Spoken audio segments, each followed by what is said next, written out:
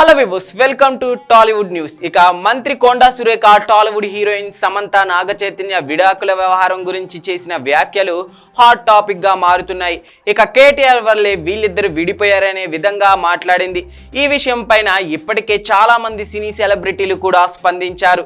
ఇక నాగార్జున కూడా ఈ విషయం పైన ఫైర్ కావడం జరిగింది.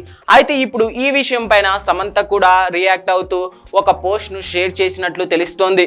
తన విడాకుల రూమర్స్ పైన మంత్రి కొండా సురేఖ చేసిన వ్యాఖ్యలపైన హీరోయిన్ సమంత ఇలా స్పందిస్తూ, మహిళని వస్తువులు చూసేటువంటి ఈ సినీ గ్లామర్ పరిశ్రమలో పనిచేయడం, అలానే ప్రేమలో పడటం, నిలబడి పోరాడటం వంటి వాటికి చాలా శక్తి కావాలి.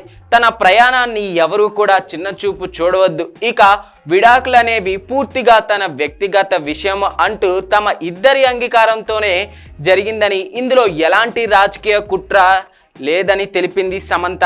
దయచేసి ఇక మీదట తన పేరును వాడకండి, ఇక రాజకీయాలకు దూరం పెట్టండి అంటూ సమంత ఒక ప్రకటనలో వెల్లడించింది. దీంతో సమంత అభిమానులు కూడా ఆమెకు సపోర్ట్ చేస్తూ ఉన్నారు.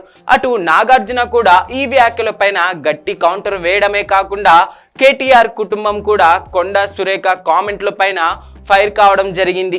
మరి సమంత వ్యవహారం మొత్తానికైతే టాలీవుడ్ ఇండస్ట్రీలో హాట్ టాపిక్ గా మారిందని చెప్పుకోవచ్చు.